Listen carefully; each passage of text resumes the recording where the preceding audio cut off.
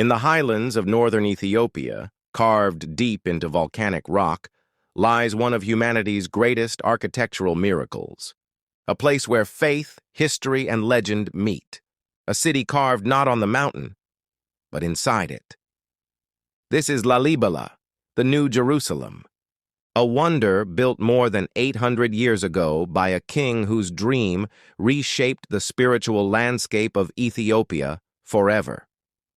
The story of Lalibela begins in the 12th century, during the reign of the Zagwe dynasty. Ethiopia was a powerful Christian kingdom, surrounded by shifting alliances, trade routes, and foreign threats.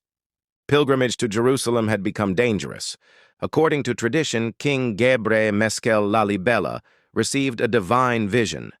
He was to build a new holy city, a sacred place where Ethiopians could worship in safety. But this was no ordinary project. The idea was bold, impossible, unbelievable, to carve churches from solid stone, each from a single massive block.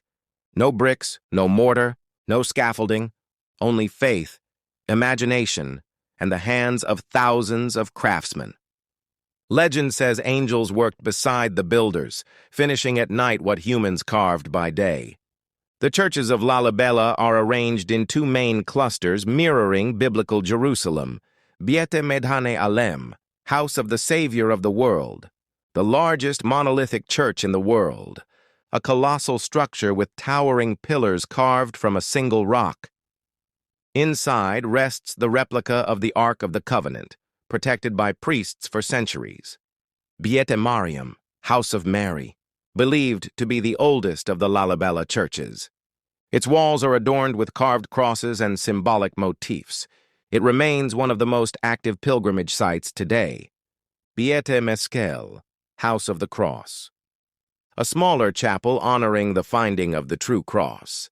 Beit Golgotha and Beit Mikael, a sacred pair of chapels where tradition says King Lalibela himself is buried. Their interiors are silent, powerful, and filled with centuries of devotion. These structures are connected by tunnels, trenches, and symbolic pathways representing the spiritual journey of life, death, and resurrection. The second cluster of churches represents the earthly Jerusalem, Beit Gabriel and Beit Raphael, possibly once a royal palace or administrative complex.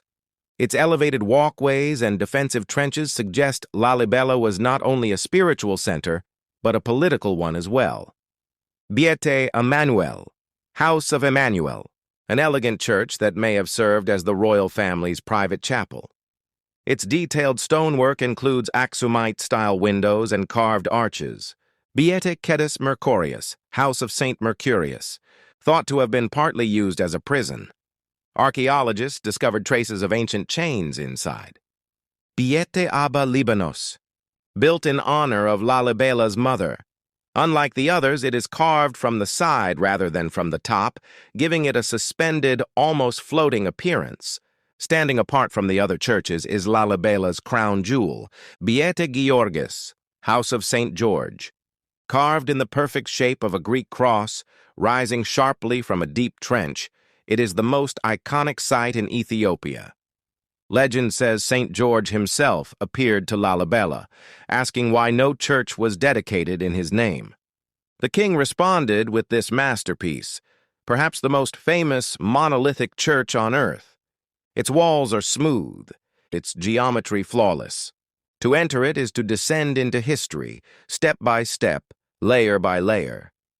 The construction of the Lalibela churches remains one of archaeology's greatest mysteries.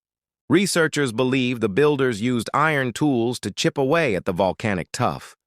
They carved from the top down, sculpting the mountain into a cathedral. The process required engineering precision, architectural vision, massive labor forces, and profound spiritual devotion. Some areas show signs of advanced planning: water drainage systems, acoustic chambers, and smooth interior finishes. Others bear the marks of legend, evidence that has fueled the belief that divine help played a part. Whether crafted by human hands alone or aided by the divine, the achievement remains unmatched. Today, Lalibela is a UNESCO World Heritage Site and one of the most sacred destinations for Ethiopian Orthodox Christians. During Gena, Ethiopian Christmas, tens of thousands of pilgrims journey to Lalibela. They chant ancient hymns, pray through the night, and fill the stone courtyards with powerful spiritual energy. Priests in white robes, the rhythmic sounds of drums and sistra, the scent of incense. Lalibela is alive. Not a museum, but a living holy city. Despite centuries of conflict, erosion, and changing times, the churches still stand strong.